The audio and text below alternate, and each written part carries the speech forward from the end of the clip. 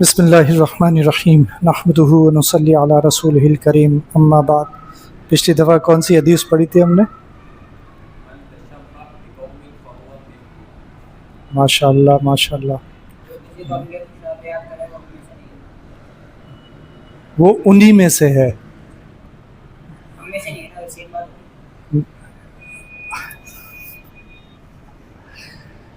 ترجمہ حدیث کا ترجمہ ہے نا، کوئی عام بات کا ترجمہ نہیں ہے، تو احتیاط کرنی چاہیے اس میں۔ مطلب تو وہ بن جائے گا، لیکن جس نے کسی قوم کی مشابہت اختیار کری تو وہ انہی میں سے ہے، تو اس کو تھوڑا سمجھا بھی دیں۔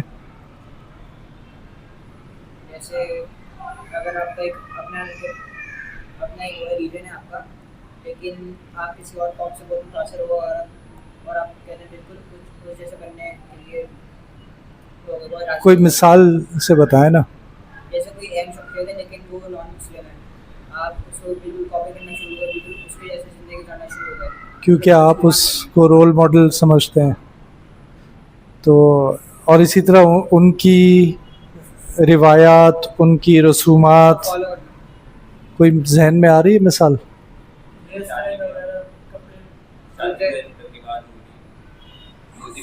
ہاں بالکل صحیح ہے۔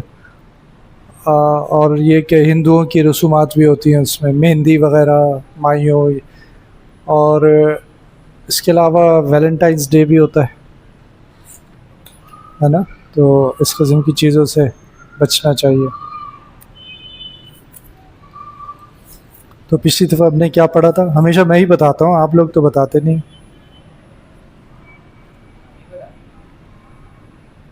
ہم نے غزوہ خندق پڑھی، ہاں شاباش، کیا تھا اس میں؟ اس میں نا حضور صلی اللہ علیہ وسلم نے ایک خندق کروائی تھی، کس کے کہنے پر؟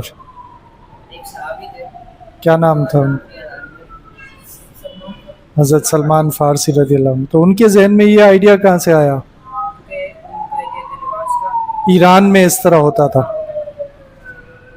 کیا یہ چیز استعمال ہوتی ہے، تو انہوں نے ان سے ایڈوائز کیا۔ خندق کی لمبائی کتنی تھی؟ 2 کلومیٹر۔ اس کی جو گہرائی تھی وہ 3 میٹر تھی۔ ہاں، اور چوڑائی 4.5 میٹر تھی۔ اللہ، آہستہ آہستہ وہ جو تھا، میں نے یہ بھی بتایا تھا نا کہ آہستہ آہستہ چیلنج بڑھتا جاتا ہے۔ اگر قوت حاصل کرنی ہے، جیسے ویٹ لفٹنگ کرتے ہیں نا، آپ اپنے آپ کو اسٹرانگ کرنا چاہتے ہیں، فٹ کرنا چاہتے ہیں، تو شروع میں کم اٹھاتے ہیں، پھر اور آہستہ آہستہ بڑھاتے جاتے ہیں، تو پھر مسلز بھی اسی طرح ڈیولپ ہوتے جاتے ہیں۔ اسی طرح مسلمانوں کے ساتھ یہ ہوا کہ ایک جنگ ہوئی، وہ مشکل تھی، پھر اس سے اگلی اس سے مشکل تھی، پھر اس سے اگلی اس سے مشکل تھی، اور مسلمانوں کی تعداد اور قوت اس کے ساتھ ساتھ بڑھتی جا رہی تھی۔ تو 5 ہجری کے واقعات تقریباً مکمل ہو گئے۔ اب آخر میں 1-2 باتیں یہ ہیں کہ ام المومنین حضرت زینب بنت جحش رضی اللہ عنہا سے نبی کریم صلی اللہ علیہ وسلم کا نکاح ہو گیا۔ اس سے متعلق کچھ آیات بھی ہیں قرآن شریف میں، اور پھر حجاب کا حکم نازل ہو گیا، یعنی عورتوں کو پردے کا حکم اللہ تعالیٰ نے دے دیا، اور جس کی بھی وضاحت ہو گئی کہ کن مردوں سے پردہ ضروری ہے، یہ بھی وضاحت ہو گئی۔ اب 5 ہجری ختم ہو گیا، اب عمر کیا ہو گئی نبی صلی اللہ علیہ وسلم کی؟ 58۔ اچھا، محمد بن مسلمہ، یہ نام پہلے سننے کو ملا ہے؟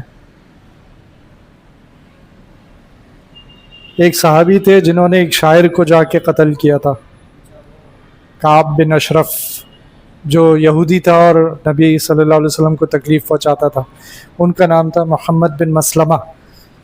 تو آگے ایک جنگ کا ذکر آ رہا ہے جو سریہ محمد بن مسلمہ کے نام سے مشہور ہے، کیونکہ انہی کو بھیجا گیا تھا۔ اور اس میں یہ ہوا تھا کہ مختصراً بتا رہا ہوں کہ مسیلمہ کذاب کا نام سنا ہے؟ مسیلمہ کذاب، یہ ایک آدمی تھا جس نے نبوت کا دعویٰ کر دیا تھا، اور یہ ایک فتنہ ایسے ہی تھا جیسے آج کے دور میں یا آج سے 150 سال پہلے تقریباً سب کانٹیننٹ میں ایک فتنہ اٹھا تھا. کون سا؟ غلام احمد قادیانی. تو اسی طرح اس نے بھی غلام احمد قادیانی نے بھی نبوت کا دعویٰ کیا تھا اور اس نے بھی نبوت کا دعویٰ کیا تھا. تو اس کا ایک آدمی یعنی اس کا پیروکار ثمامہ ابن اسال یہ جو تھا یہ نبی کریم صلی اللہ علیہ وسلم کو قتل کرنے کے ارادے سے آ رہا تھا.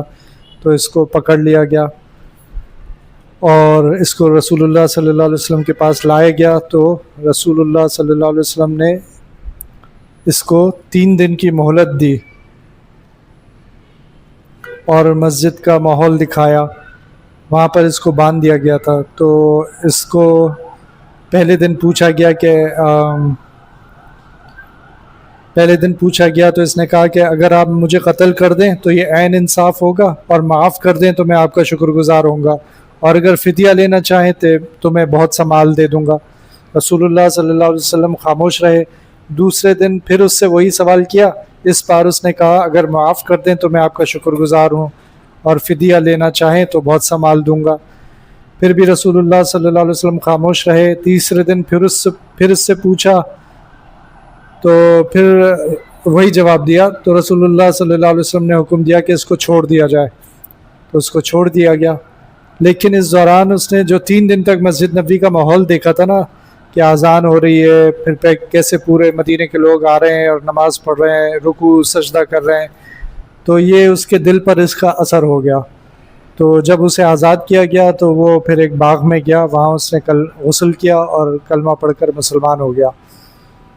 تو یہ سریہ محمد بن مسلمہ کا واقعہ تھا. پھر ایک غزوہ غابہ کے نام سے 6 ہجری میں ایک اور مارکہ ہوا. وہ یہ کہ جبل احد کی پچھلی جانب غابہ کی زمین تھی جہاں صدقے کے اونٹ اور جانور رکھے جاتے تھے.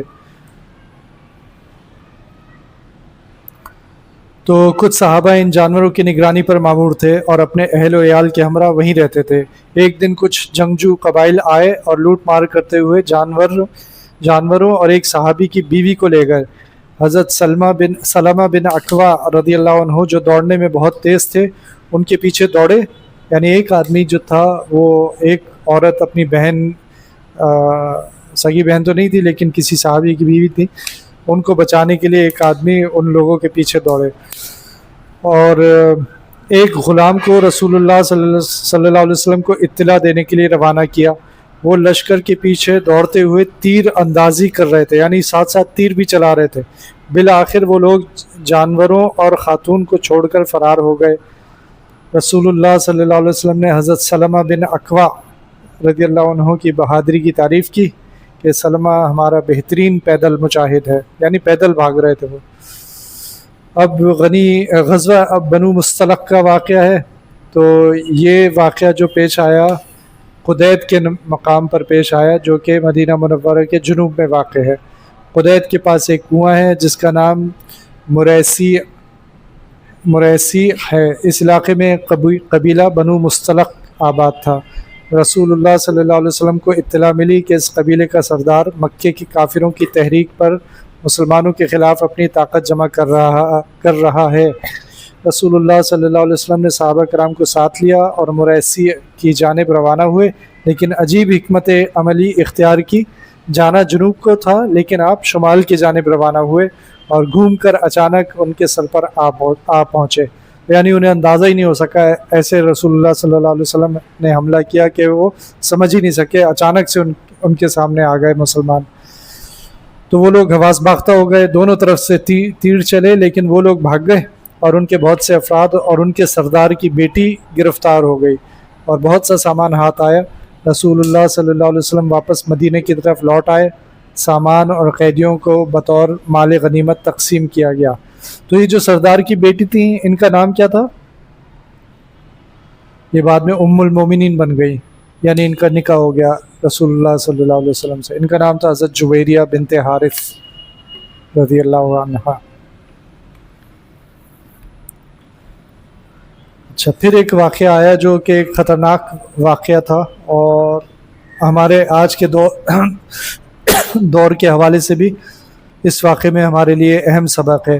وہ یہ کہ ایک جگہ ایک کنویں پر ایک مہاجر اور ایک انصاری صحابی جو تھے وہ پانی پی رہے تھے، اور کسی بات پر آپس میں جھگڑا ہو گیا، تو انصاری صحابی نے مہاجر صحابی کو تھپڑ مار دیا، تو لڑائی تیز ہو گئی۔ دونوں نے مدد کے لیے اپنی اپنی قوم کو پکارا، اور یعنی اب جب لڑائی ہو گئی نا تو دونوں نے اپنے اپنی قوم کو پکارا، یا لل مہاجرین یا لل انصار، اس کے نعرے لگانے شروع کر دیے۔ تو رسول اللہ صلی اللہ علیہ وسلم کو جیسے ہی اطلاع ملی، آپ فوراً تشریف لے آئے اور فرمایا، یہ جاہلیت کے نعرے کیسے؟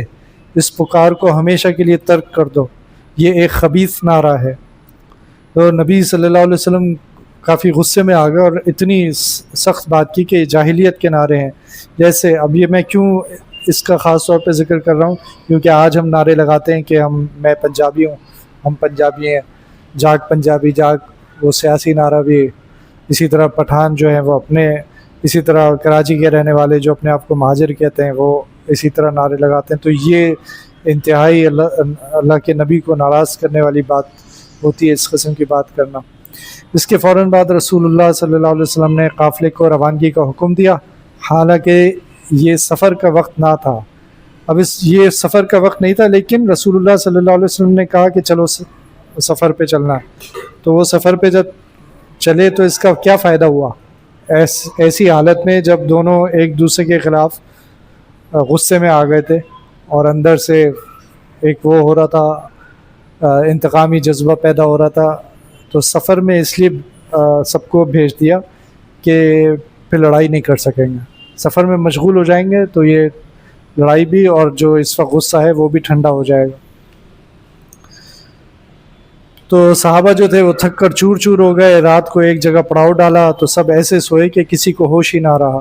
رسول اللہ صلی اللہ علیہ وسلم نے یہ سب اس لیے کیا تھا کہ قومی لڑائی کے اس واقعے پر کسی کو زیادہ سوچنے کا موقع ہی نہ ملے۔ جب یہ واقعہ پیش آیا تو منافقین کے سردار عبداللہ بن ابی یہ ہر وقت سازش کے لیے تیار بیٹھا ہوتا تھا، یہاں بھی اسی کا نام آ رہا ہے۔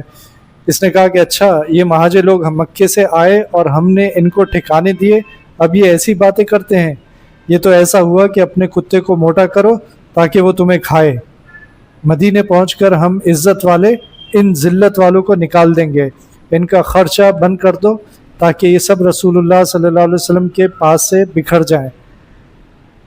یہ تمام باتیں ایک نو عمر صحابی حضرت زید بن ارقم رضی اللہ عنہ نے سن لی اور آ کر رسول اللہ صلی اللہ علیہ وسلم کو بتا دیا۔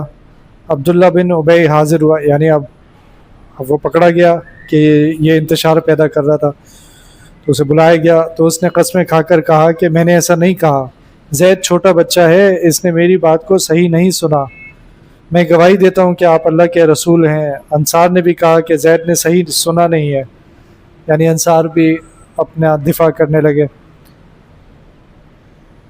تو انصار صحابہ نے فرمایا کہ تمہارے ساتھی نے ایسی باتیں کی ہیں، نہیں، رسول اللہ صلی اللہ علیہ وسلم نے انصار سے فرمایا کہ تمہارے ساتھی نے ایسی باتیں کی ہیں اور ان سے مجھے بہت صدمہ پہنچا ہے۔ انصار صحابہ نے عرض کی کہ یا رسول اللہ، آپ غم نہ کریں، اس شخص نے ایسی باتیں اس لیے کی ہیں کہ آپ کی آمد سے قبل یہ مدینے کی سرداری کے خواب دیکھ رہا تھا، آپ کی آمد سے اس کا یہ خواب چکنا چور ہو گیا۔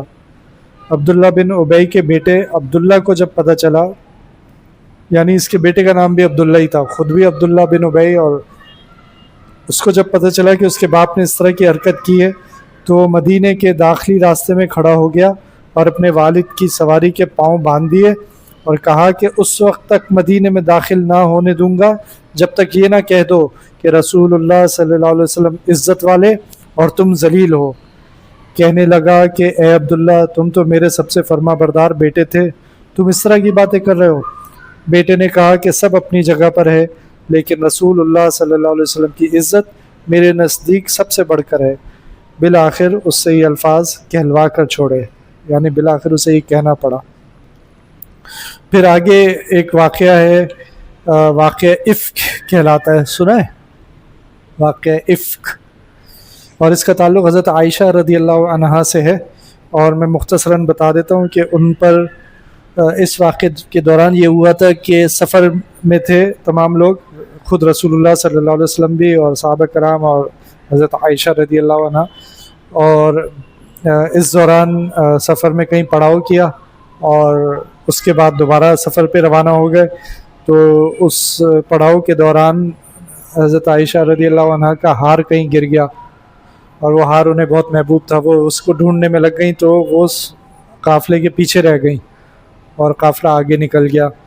تو پیچھے ایک صحابی تھے جو آ رہے تھے، کیونکہ اس طرح اس وقت رسول اللہ صلی اللہ علیہ وسلم نے ترتیب اسی طرح بنائی ہوئی تھی کہ جب بھی ہم سفر میں ہوں گے تو ایک آدمی پیچھے ہوگا تاکہ کوئی ایسا مسئلہ ہو تو پیچھے ایک آدمی دیکھ لے.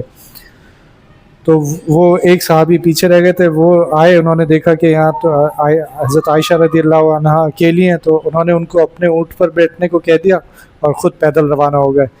اس واقعے پر کچھ جو تھے منافقین، انہوں نے حضرت عائشہ کے اوپر الزام لگا دیا، ان کی عزت کے اوپر الزام لگا دیا. تو اور کچھ صحابی جو تھے وہ اس افواہ میں شامل ہو گئے، ان سے یہ غلطی ہو گئی کہ وہ اس افواہ میں شامل ہو گئے. یہ بات حضرت عائشہ کو، باقی سب کو تو پتہ چل گئی تھی، حضرت عائشہ رضی اللہ عنہ کو بہت دیر سے پتہ چلی. وہ ان کے نزدیک زندگی ویسی چل رہی تھی، اور لیکن رسول اللہ صلی اللہ علیہ وسلم کے رویے سے کچھ اندازہ تو ہو رہا تھا، لیکن جب بعد میں پتہ چلا تو ظاہر ہے ان کے لیے بہت ہی تکلیف دہ بات تھی، اور وہ روتی رہیں بہت یعنی مسلسل روتی رہیں. اور پھر ایک اللہ تعالیٰ نے ان کی پاکیزگی بیان کرنے کے لیے قرآن میں آیت نازل کر دی، اور پھر رسول اللہ صلی اللہ علیہ وسلم نے وہ خوشخبری سنائی کہ اللہ تعالیٰ نے تمہاری برات کا اعلان کر دیا ہے. تو یہ کیونکہ افک ایک مقام ہے جہاں پر یہ واقعہ ہوا تھا، تو اس لیے اس کو واقعہ افک کہتے ہیں. اب ہمارا آج کا اصل سبق جو ہے نا، وہ یا یوں کہہ لیں کہ ایک بڑا واقعہ ہے، صلح حدیبیہ. یہ واقعہ کیوں بڑا سمجھا جاتا ہے؟ صلح حدیبیہ معلوم ہے کیا ہے؟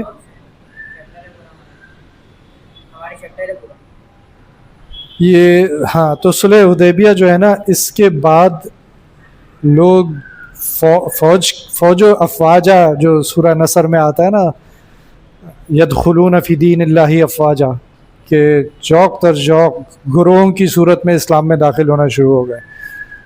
یہ واقعہ ایسا تھا جس میں صحابہ کرام آپس میں، یعنی انہیں بہت افسوس ہوا تھا کہ رسول اللہ صلی اللہ علیہ وسلم نے ایسا معاہدہ کر لیا ہے مکے کے لوگوں سے کہ ہم حق پر ہیں، اس کے باوجود رسول اللہ صلی اللہ علیہ وسلم نے ایسا معاہدہ کر لیا. ان کے دلوں میں یہ بات آ رہی تھی، اور وہ معاہدہ پڑھ کے ہمیں بھی ایسا ہی لگے گا کہ اس میں تو مسلمانوں کا نقصان ہی نقصان ہے، لیکن وہ اللہ تعالیٰ کی طرف سے تھا معاہدہ. اور پھر اس معاہدے کا جو فائدہ ہوا مسلمانوں کو، اتنا زیادہ فائدہ ہوا کہ خود انہوں نے، مکے والوں نے کہہ دیا کہ معاہدہ، آخر میں انہوں نے کہہ دیا کہ اس معاہدے کو ختم کریں، اس سے تو ہمارا نقصان ہی نقصان ہو رہا ہے. اس کی تفصیل یہ ہے کہ رسول اللہ صلی اللہ علیہ وسلم نے خواب دیکھا کہ آپ اپنے صحابہ کرام رضی اللہ عنہم کے ہمراہ مسجد حرام میں داخل ہوئے ہیں، عمرہ ادا کیا ہے، بعض نے سر منوایا ہے اور بعض نے بال کٹوانے پر اکتفا کیا ہے.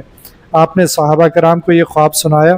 صحابہ کرام خصوصاً مہاجرین، جن کی پیدائش، بچپن اور پھر زندگی کا ایک حصہ سب مکے سے وابستہ تھے، مظلومیت کی حالت میں وہاں سے نکالے گئے. ان کے دلوں میں مکے کی محبت رچی بسی ہوئی تھی. مکے کی یادیں انہیں بار بار ستاتی ہیں. خواب سنا تو ان کی یادوں نے پھر انگڑائی لی. بے قرار ہو کر کہنے لگے کہ اے اللہ کے رسول، اسی سال جانا چاہیے.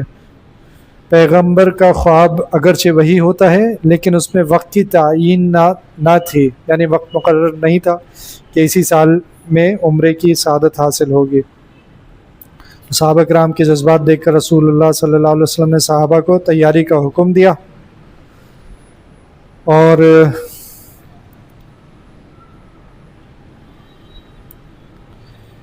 تھوڑی جب یہ لوگ حدیبیہ کے مقام پر پہنچے تو خالد بن ولید اس وقت تک مسلمان نہیں ہوئے تھے.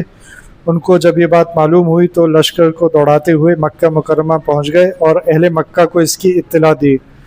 حدیبیہ سے رسول اللہ صلی اللہ علیہ وسلم نے اپنی اونٹنی مکے کی جانب موڑنی چاہی، لیکن وہ بیٹھ گئی. تو اب یہاں اونٹنی نے آگے جانے سے ایک طرح سے انکار کر دیا, وہ بیٹھ گئی. بہت کوشش کی وہ اٹھ جائے, لیکن لوگوں نے اٹھانے کی کوشش کی لیکن وہ نہیں اٹھی. لوگوں نے کہا قصوہ, اس کا نام تھا قصوہ, قصوہ بیٹھ گئی. آپ نے فرمایا اس کی عادت بیٹھنے کی نہیں, اللہ عز و جل نے اس کو روکا ہے. مجھ سے قریش شاعر اللہ کی تعظیم کے حوالے سے جس شرط کا بھی مطالبہ کریں گے میں وہ منظور کر لوں گا. یہ کہہ کر اونٹنی کو اٹھایا تو اٹھ گئی. یعنی اب اونٹنی کو حکم ہو گیا کہ اب تو یہ جا نہیں رہے وہاں, اب تو یہ بات کرنے کے لیے تیار ہیں. تو اونٹنی اٹھ گئی اور اس طرح آپ صلی اللہ علیہ وسلم نے حدیبیہ کے مقام پر پڑاؤ ڈال دیا. تو یہ واقعہ لمبا ہے. بدیل بن ورقہ خزائی اپنے کچھ ساتھیوں کے ساتھ حاضر ہوئے اور کفار کی جنگی تیاری کا تذکرہ کیا. آپ صلی اللہ علیہ وسلم نے فرمایا ہم لڑنے کے لیے نہیں آئے, صرف عمرہ کرنے کے لیے آئے ہیں. ویسے قریش کو لڑائیوں نے کمزور کر دیا ہے, اگر وہ چاہیں تو ایک مدت تک صلح کر لیں. یعنی یہ نبی صلی اللہ علیہ وسلم کے ذہن میں شروع میں ہی آ گیا تھا کہ اب ہم ان سے صلح کی بات کر لیں. بدیل یہ باتیں سن کر قریش کے پاس پہنچے اور ان سے کہا کہ میں محمد کے پاس سے آیا ہوں, تم چاہو تو ان کی بات تم کو سنا دوں. ان کے جوانوں نے کہا کہ ہمیں کوئی ضرورت نہیں, مگر سمجھدار لوگوں نے کہا بیان کر دو. بدیل نے ساری بات سنا دی کہ وہ صرف عمرے کے لیے آئے ہیں اور تم سے صلح کرنا چاہتے ہیں. قریش نے کہا بے شک وہ لڑنے کے ارادے سے نہیں آئے, لیکن مکے میں وہ داخل نہیں ہو سکتے. اس کے بعد قریش نے یک کے بعد دیگرے 3 قاصد بھیجے. پہلے مکرز بن حفص آیا, پھر رسول اللہ صلی اللہ علیہ وسلم نے اس سے وہی بات کی جو بدیل سے کی تھی, اور اس نے واپس جا کر قریش کو ساری بات بتا دی. اس کے بعد ایک اور آیا, اور پھر تیسرا آیا, پھر اسی طرح ہوا.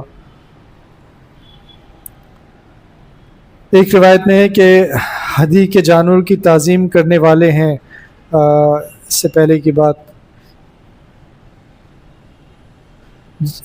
پھر دوسرا جب آدمی آیا تو رسول اللہ صلی اللہ علیہ وسلم نے فرمایا یہ مذہبی احکام کا احترام کرنے والے ہیں, اور ایک روایت میں ہے کہ ہدی کے جانوروں کی تعظیم کرنے والے ہیں, اس لیے ہدی کے جانور اس کے سامنے ہنکا کر لے جاؤ.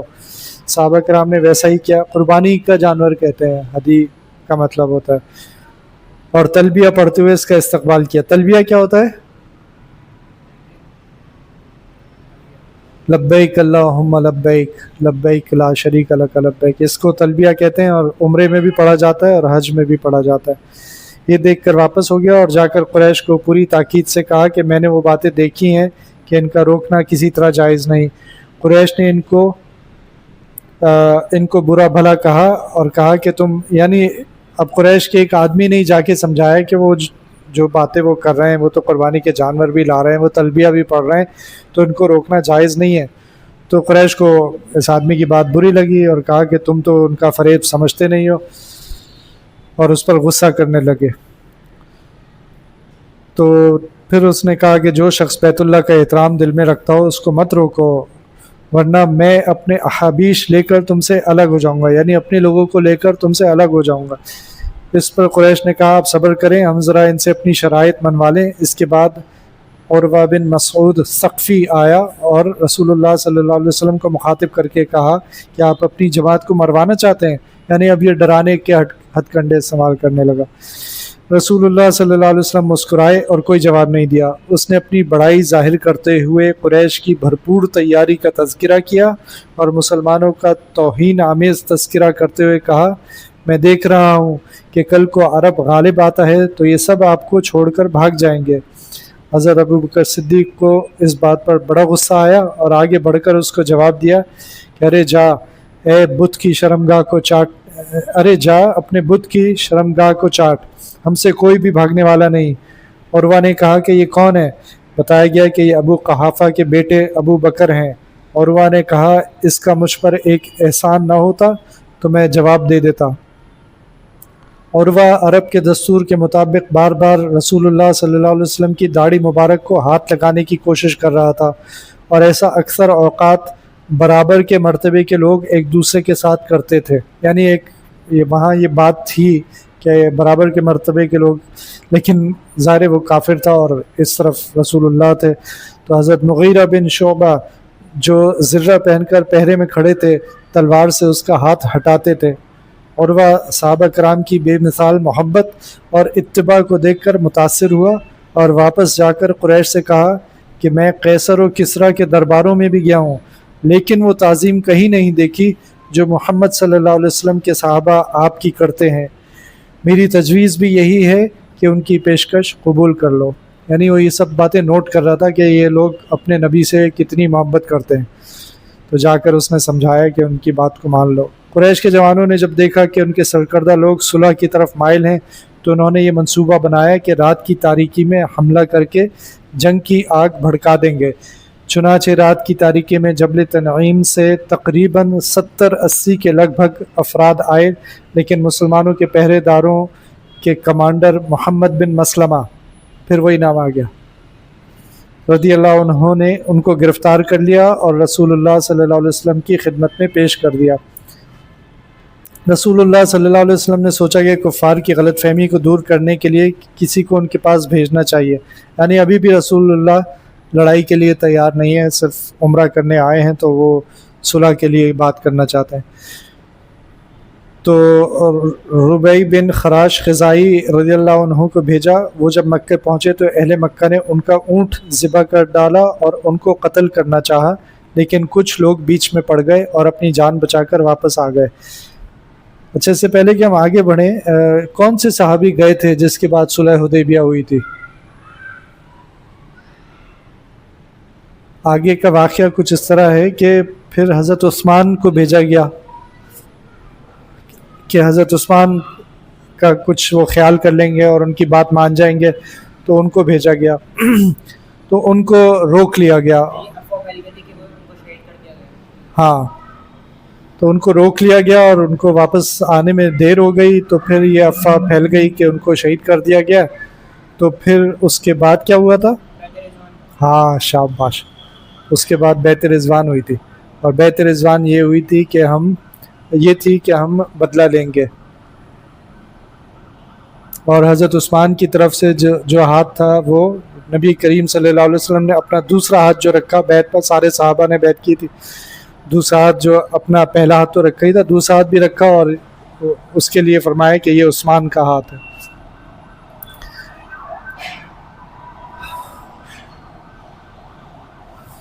تو اب صلح ہو گئی، اور صلح قریش کو جب اس بیعت کی اطلاع ہوئی تو مرعوب ہوئے، یعنی اب بیعت ہو گئی اور ان کو پتہ چل گیا کہ مسلمان تو اب ہم سے لڑنے کے لیے تیار ہیں۔ تو نتیجہ یہ ہوا کہ صلح کے لیے راضی ہو گئے اور دوبارہ سہیل بن عمرو کو چند افراد کے ساتھ بھیجا تاکہ وہ صلح کی شرائط طے کریں۔ چنانچہ شرائط طے ہوئیں اور مسلمانوں اور کفار کے درمیان معاہدہ طے پایا، جس کو صلح حدیبیہ کہتے ہیں۔ مقام حدیبیہ تھا اور صلح ہوئی تھی اس مقام پر، اس لیے اس کو صلح حدیبیہ کہتے ہیں۔ بظاہر یہ ایک یک طرفہ معاہدہ تھا جس کی تمام دفعات بظاہر مسلمانوں کے خلاف تھیں۔ اب ہم دفعات پڑھیں گے تو ہمیں خود بھی لگے گا۔ تو پہلی دفعہ یہ تھی کہ اس سال مسلمان بغیر عمرے کے واپس چلے جائیں اور آئندہ سال صرف 3 دن کے لیے آئیں۔ تو اتنا لمبا سفر کر کے، کافی لمبا سفر ہے، بس سے بھی 5-6 گھنٹے لگ جاتے ہیں مدینہ شریف سے مکہ مکرمہ۔ تو اب وہ کہہ رہے ہیں کہ واپس جائیں اور پھر اگلے سال آئیں اور 3 دن کے لیے آئیں، بس اس سے زیادہ نہیں۔ دوسری شق یہ تھی کہ 10 سال تک جانبین کے درمیان جنگ بندی ہوگی، یعنی اب 10 سال تک ایک دوسرے کے ساتھ جنگ نہیں کریں گے۔ تیسری شق یہ تھی کہ مکہ مکرمہ کا کوئی شخص اگر مدینہ منورہ چلا جائے تو اہل مدینہ کو واپس کرنا ہوگا، یعنی کوئی مکہ مکرمہ سے مسلمان ہو کر چلا گیا مدینہ شریف تو انہوں نے کہا آپ واپس کریں گے اسے ہمارے پاس، جبکہ اہل مکہ مدینہ منورہ سے آنے والے کو واپس کرنے کے پابند نہیں ہوں گے۔ ناانصافی والی شق تھی کہ ہم واپس نہیں کریں گے، آپ کو واپس کرنا ہوگا، ہمارے پاس کوئی آ گیا تو ہم واپس نہیں کریں گے۔ چوتھی شق یہ تھی کہ عرب قبائل کو مسلمانوں اور جو قریش میں سے اپنا حلیف چننے میں اختیار ہے، عرب قبائل کو مسلمانوں اور جو قریش میں سے اپنا حلیف چننے میں اختیار ہے، ہر ایک اپنے فیصلے میں آزاد ہوگا۔ چنانچہ بنو خزاعہ مسلمانوں کا اور بنو بکر قریش کے حلیف بن گئے۔ یہ 2 قبائل تھے جو ایک نے مسلمانوں کے ساتھ سائیڈ کر لیا اور دوسرے نے کفار کے ساتھ. اور پانچویں شرط یہ تھی کہ صلح کی اس مدت کے دوران اہل مکہ اور اہل مدینہ کے درمیان آمد و رفت کی مکمل آزادی ہوگی. یہ شرائط طے ہو گئیں. اب یہ شرائط طے ہوئی تھیں، طے ہو گئیں، یعنی زبانی طے ہو گئیں. اب ان کو لکھنا بھی تھا. لکھنے سے پہلے یہ ہوا کہ ایک صحابی جن کو انہوں نے مکے والوں نے قید کیا ہوا تھا، وہ قید سے آزاد ہو کر زنجیروں میں جکڑے ہوئے اور رسول اللہ صلی اللہ علیہ وسلم کے پاس آ گئے اور انہوں نے کہا میں تو اب آزاد ہوں. تو تھوڑا سا میں پڑھ دیتا ہوں اس کو. یہ صرف تحریری صورت میں لانا باقی رہ گیا. مسلمان سخت غم اور اضطراب کی کیفیت میں تھے. مسلمانوں کو وہ اچھا نہیں لگ رہا تھا ایسا معاہدہ کرنا. حضرت عمر رضی اللہ عنہ پہلے حضرت ابو بکر کے پاس گئے اور ان سے کہا کیا ہم حق پر نہیں ہیں؟ حضرت ابو بکر نے جواب دیا کیوں نہیں حق پر ہیں؟ حضرت عمر نے کہا پھر اللہ کے دین کے معاملے میں ذلت کیوں گوارا کریں، یعنی ہم یہ ذلت والا معاہدہ کیوں کر رہے ہیں؟ حضرت ابو بکر نے فرمایا عمر اللہ کے رسول کے فیصلوں پر سر جھکاؤ، وہ اللہ کی مرضی کے خلاف نہیں کرتے، اللہ ان کی مدد فرماتے ہیں. اس کے بعد حضرت عمر رسول اللہ صلی اللہ علیہ وسلم کے پاس گئے اور یہی باتیں وہاں بھی کیں اور رسول اللہ صلی اللہ علیہ وسلم نے بھی تقریباً وہی جواب دیا. حضرت عمر کی اس موقع پر برہمی اور غصہ در حقیقت رسول اللہ صلی اللہ علیہ وسلم اور اسلام کی محبت میں تھا، لیکن اس کے باوجود ان کو آخر تک اس بات پر افسوس رہا اور کفارے کے طور پر بہت سی نمازیں پڑھیں، روزے رکھے، صدقہ خیرات کی اور بہت سے غلام آزاد کیے. جب تحریر کی نوبت آئی تو رسول اللہ صلی اللہ علیہ وسلم نے پہلے اوس بن خولہ کو تحریر کا حکم دیا، مگر سہیل بن عمرو نے کہا نہیں، یہ تحریر آپ کے چچا کے بیٹے علی لکھیں گے، ورنہ تو عثمان لکھیں گے. چنانچہ حضرت علی کو حکم ہوا اور انہوں نے لکھنا شروع کیا. رسول اللہ صلی اللہ علیہ وسلم نے سب سے پہلے بسم اللہ الرحمن الرحیم لکھوانے کا حکم دیا. سہیل نے کہا ہم رحمان نہیں جانتے. میں نے کہا یہ تو تمہارا رب ہے، ہمارا تھوڑی ہے رحمان جس کا تم کہہ رہے ہو. تو عرب کے قدیم دستور کے مطابق بسمک اللہم یہ لکھا. اس نے کہا یہ لکھو. آپ نے وہی لکھوا دیا. اس کے رسول اللہ صلی اللہ علیہ وسلم نے اس کے بعد حضرت علی سے فرمایا لکھو، یہ وہ عہد نامہ ہے. اب وہ لکھوا رہے ہیں کہ یوں لکھو، یہ وہ عہد نامہ ہے جس پر محمد رسول اللہ صلی اللہ علیہ وسلم نے صلح کی ہے.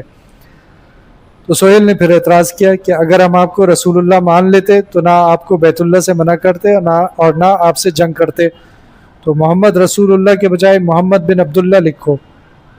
تو رسول اللہ صلی اللہ علیہ وسلم نے حضرت علی کو ان کی خواہش کے مطابق لکھنے کا حکم دیا، لیکن حضرت علی نے مٹانے سے منع کر دیا. میں نہیں مٹا رہا. اس کی کیا وجہ تھی؟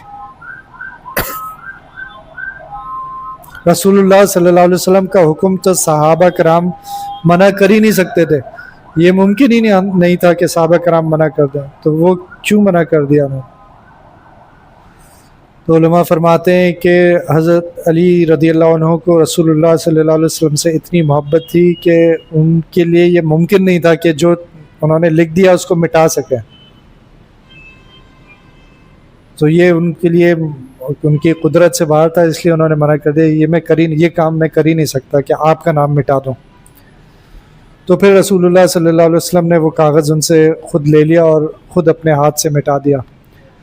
تو پھر وہ واقعہ ہوا ابو جندل جن کا میں نے ذکر کیا نا، جو زنجیروں میں جکڑے ہوئے آئے تھے. تو ابھی تو معاہدہ لکھا ہی جا رہا تھا کہ سہیل کا بیٹا حضرت ابو جندل رضی اللہ، اب یہ سہیل جو وہاں پہ موجود تھا کفار کی طرف سے، اسی کا بیٹا آ گیا جو مسلمان ہو چکے تھے، ابو جندل. ان کا اصل نام عاص بن سہیل ہے. زنجیروں میں جکڑے کفار کی قید سے فرار ہو کر آپ کی خدمت میں پہنچے. سہیل نے کہا کہ معاہدے کے مطابق اسے ہمارے حوالے کر دو. تو رسول اللہ صلی اللہ علیہ وسلم نے فرمایا تو ابھی تو معاہدہ مکمل ہی نہیں ہوا. لیکن سہیل اپنی بات پر ڈٹا رہا. آپ نے فرمایا میری خاطر چھوڑ دو، مگر سہیل نے اس سے بھی انکار کیا. تو رسول اللہ صلی اللہ علیہ وسلم نے یہ سن کر ابو جندل کو تسلی دی اور فرمایا ابو جندل صبر کرو اور اللہ تعالیٰ سے امید رکھو، ہم عہد کے خلاف نہیں کر سکتے. یقین رکھو اللہ تعالیٰ عنقریب تمہاری نجات کی کوئی صورت نکالیں گے. مسلمان اس صورتحال کو بہت مشکل سے برداشت کر رہے تھے. تو ایک تو مسلمان ویسے ہی خوش نہیں تھے نا کہ یہ معاہدہ ہو رہا ہے، پھر ان کے سامنے ایک اپنا بھائی آیا مسلمان اور اس کو بھی رسول اللہ صلی اللہ علیہ وسلم نے واپس کر دیا، تو وہ اور بھی انہیں دکھ ہو رہا تھا کہ یہ ہو کیا رہا ہے. تو معاہدہ لکھا جا چکا. رسول اللہ صلی اللہ علیہ وسلم نے صحابہ کو حکم دیا کہ سر منڈوا دیں، کہ اب کیونکہ ہم تو عمرہ کر نہیں رہے، اب تو ہم واپس جا رہے ہیں تو سر منڈوا دیں.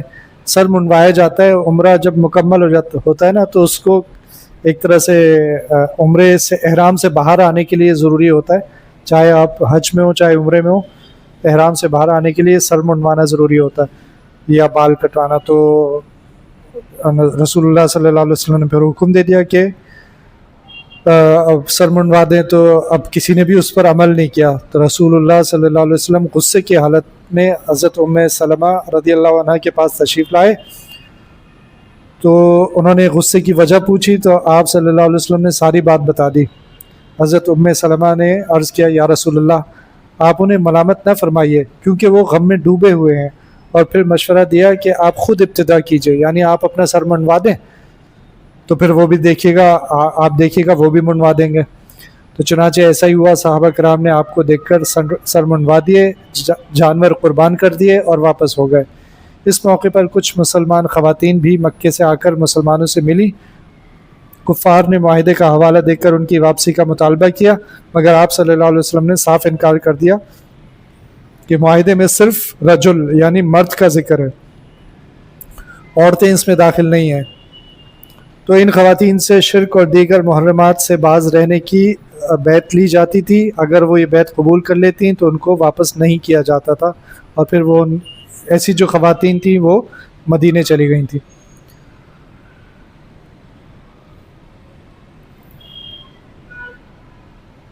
رسول اللہ صلی اللہ علیہ وسلم کے مدینہ منورہ پہنچ جانے کے بعد ایک روز حضرت ابو بصیر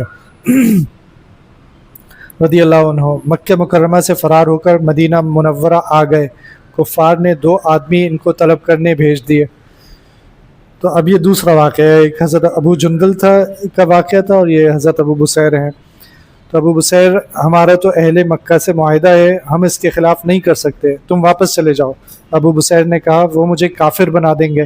رسول اللہ صلی اللہ علیہ وسلم نے فرمایا تم جاؤ، اللہ سے امید رکھو، اللہ کوئی راستہ نکالیں گے. چنانچہ دونوں آدمی حضرت ابو بصیر کو اپنے ساتھ لے گئے. راستے میں ذوالحلیفہ کے مقام پر یہ لوگ آرام کی غرض سے ٹھہر گئے. ابو بصیر نے ان میں سے ایک سے کہا کہ تمہاری تلوار تو بہت عمدہ معلوم ہوتی ہے. اس نے کہا ہاں میں نے اس کا بار بار تجربہ کیا ہے. ابو بصیر نے کہا ذرا مجھ کو دکھاؤ. اس شخص نے تلوار دی تو حضرت ابو بصیر نے تلوار لے کر فوراً اس شخص پر وار کیا اور اس کو ٹھنڈا کر دیا.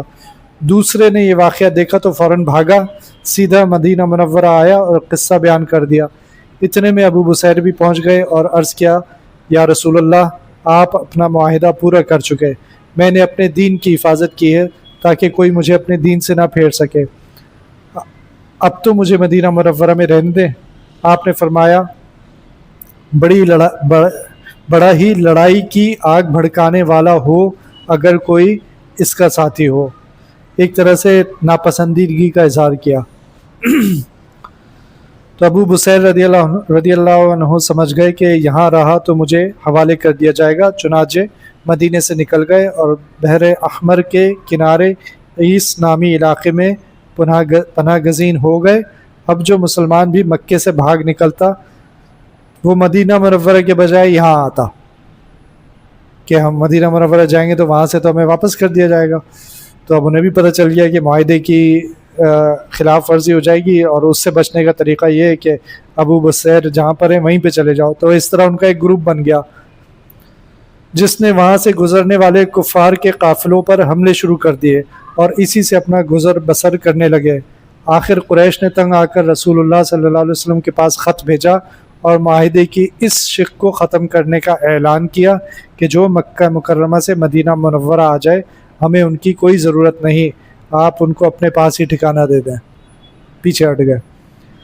رسول اللہ صلی اللہ علیہ وسلم نے ابو بصیر رضی اللہ عنہ کے نام خط لکھا کہ ساتھیوں سمیت مدینہ واپس آ جاؤ.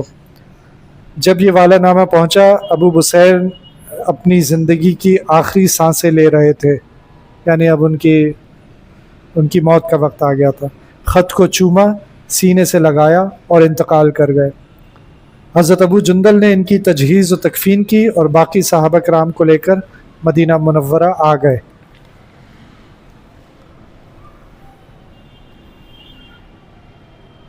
تو یہاں صلح حدیبیہ والا واقعہ مکمل ہو گیا.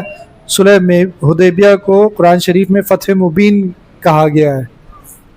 قرآن شریف میں تو فتح مبین کیوں کہا گیا؟ یعنی واضح فتح، بالکل یعنی بین فتح، کیونکہ مسلمانوں کی دفاعی قوت کو تسلیم کیا گیا، کیونکہ دعوت و تبلیغ کے کام میں زبردست کامیابی ہوئی، کیونکہ اسلامی ریاست کو استحکام حاصل ہوا، اور کیونکہ اسلامی ریاست 3 اطراف سے مطمئن ہو کر شمال کی طرف متوجہ ہوئی. اب اندازہ کریں وہ قوم جو ہم نے پچھلی جتنی جنگوں کے بارے میں پڑھا، تو وہ قوم جو مسلسل ان کو ختم کرنا چاہ رہی تھی، اب وہ صلح پر آمادہ ہو گئی. تو یہ بہت بڑی تبدیلی تھی. اور یہاں سے آگے پھر جو تبدیلی آئے گی وہ ہم آئندہ دیکھیں گے انشاءاللہ. آج کی حدیث ہے لا طاعت لمخلوق فی معصیت الخالق. لا طاعت لمخلوق فی معصیت الخالق، کہ مخلوق کی ایسی اطاعت جائز نہیں جس میں خالق کی نافرمانی ہو. اطاعت کیا؟ مخلوق کی ایسی اطاعت جائز نہیں جس میں خالق کی نافرمانی ہو. کون سمجھائے گا؟ کوئی ایسا کام جس میں کوئی عبادت، جیسے آپ بازاروں پہ کرتے ہیں، وہاں پہ ایسے لوگ کے لیے پڑھ رہے ہوتے ہیں، یا کچھ غلط نبی کا نام پڑھ رہے ہوتے ہیں، لیکن اس میں ان سے منسلک ہوتے ہیں، شرک کے پوائنٹ آف ویو میں آ جاتا ہے. تھوڑی اپنے سے قریب کی مثالیں سوچیں. ایسی اطاعت کریں اللہ کی مخلوق کوئی بھی ہو سکتی ہے نا. مخلوق مسجد کا امام بھی ہو سکتا ہے، مخلوق آپ کا سیاستدان بھی ہو سکتا ہے جو قوانین بناتا ہے، مخلوق آپ کے والدین بھی ہو سکتے ہیں. جو بھی آپ کے اوپر حکم چلا سکتا ہے، وہ اگر ایسا حکم دے جو جائز نہیں ہے، جو اللہ کے حکم کے خلاف ہے، وہ حکم ماننا جائز نہیں ہے. اب اس کی مثال کیا ہو سکتی ہے؟